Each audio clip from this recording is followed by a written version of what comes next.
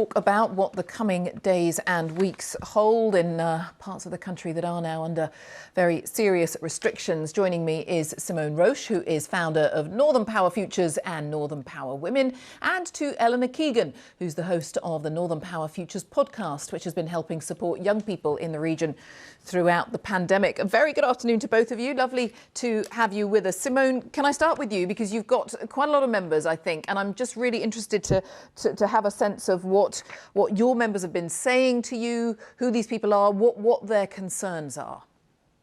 I think it's been really tough. I think it has been really tough. And one of the things, we launched a report 2 weeks ago, our Levelling Up report. And what we wanted to do over this lockdown period, because we didn't know, like your previous report, we didn't know how long this was going to be going on for, but we wanted to see what we could react to. We wanted to see what we could make happen, because it's challenging out there. It's challenging. You know, women and our young people are most disadvantaged by this pandemic. It's so challenging. So what our community of 60,000 Pan North have been asking for is a seat at the decision-making tables, is to invest in our female-led and Black, Asian, minority, ethnic businesses, and to invest in our future talent, because as we come through to whatever the new ways of working are in the new world of work, we need to make sure that we've got a place for our future talent. We cannot have a lost generation here. It's really challenging. And when you say it's women in particular who are struggling or dealing with this, is that something you say from a business perspective, or is that the issues that we talked about so much earlier on in the pandemic when schools were shut, and we know a lot of women were suddenly expected to do homeschooling on top of working from home?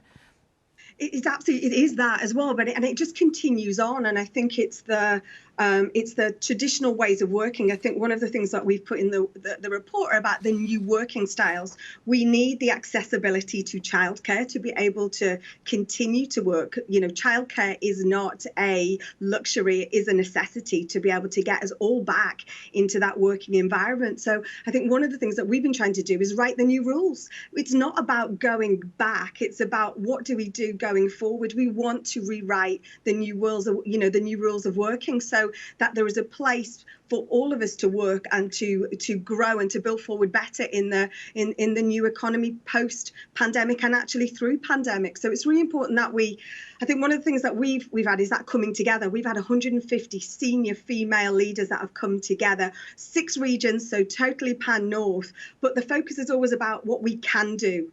You know, in times like this, one of the quotes from one of our leaders was, in times like this, competitions make you go faster, but collaboration makes you go further. So we very much focused on what we can do. And, the worry about our young people led us to creating the Northern Power Futures podcast when Eleanor was on volunteering for us while on furlough. And we created the podcast to listen to the voices of young people and their concerns, because it worries us all.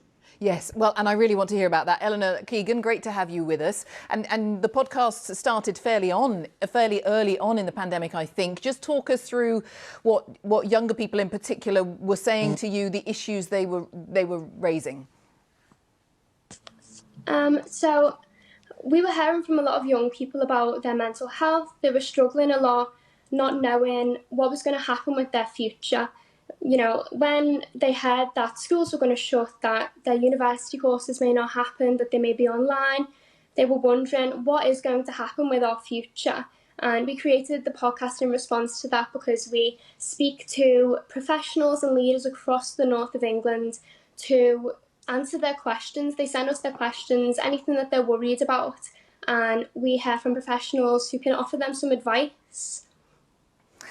I mean, it is fascinating that you started that at the age of 19 as well. I'm so impressed. I mean, presumably this is something that keeps going, because sadly we're in this for a lot longer, aren't we, as a nation, and our people. But the slight difference, I guess, right now is that schools are open. That's been different to earlier in the pandemic. So has that changed any of the audience comments that you're getting and the questions that you're getting? Yeah, definitely. We've had some questions about oh, my friends are acting like everything's normal, but I don't want to hug them anymore. I don't want to be going out after school. What can I do to speak to them about this? We've had questions like, oh, my school is back in, but every 2 weeks we have to isolate again because one of the other students has tested positive, we get ongoing questions about the different worries that young people are facing right now, and it does change constantly, so trying to keep up is quite difficult, but we're always going to be there because it's better to do something than sit around and do nothing. Oh, well, good for you. Trying to keep up is difficult for all of us, let me tell you. It's never ending, isn't it? And given that, I mean, today we're talking a lot about other parts of the country that are stepping up to the highest level of restrictions now. We're talking about Greater Manchester. Obviously, there's a different scenario in Wales. It varies where you live. I wonder what you might say to people who are, particularly younger people who you talk to on the podcast, who are perhaps heading into very tight restrictions this weekend, might be anxious. What would you say? I'd definitely say speak up if you are worrying about things. Speak to your family members, your friends, anyone who's in your inner circle. And even if you don't have people you feel like you can talk to, speak to us. We'll offer some advice.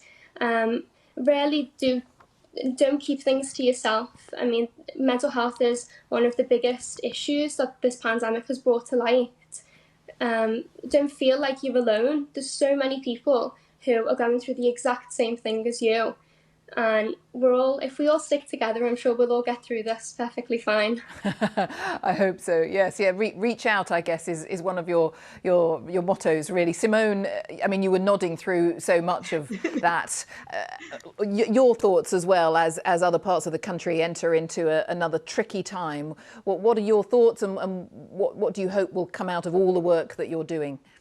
I think for me, it's we're trying to highlight the positive things that you can do. You know, it is very much, you know, especially in Manchester, the home of the Pancakes, it's very much about the deeds, not words. And when we launched the report a couple of weeks ago, we had Andy Burnham speaking, and we asked him, we said, you know, we want a seat at the table. We need help to be able to enable all of this to come to fruition. And his quotation was, you know, along the lines of, actually, the best way that you can make changes by doing it. And we actually urge everyone can do something for someone else. When we ask businesses to respond to the voices and these questions of young people on the podcast, we are overwhelmed, you know, by great support. So whether it's the large corporate organisations that we work with, like United Utilities and the Cooperative Bank, or the fantastic academic establishment out there, you know, Teesside University, Liverpool, John Moores and Durham, we've got some brilliant people that we're working with, but people want to help, people want to invest in our future. So for me, totally echoing what Eleanor says, is do not be alone here. You know, we are absolutely better together. And I think that's where that spirit, we have to find a spirit to get us through this, because it's tough. We've got a journey to keep going on, but actually, you know, we're in it together, and actually we can get through this together. Really fantastic to speak to both of you. Thank you so much. Thanks for your time. Simone Roche, thank you. And Eleanor Keegan, great to talk to you. Thanks very much. All the best.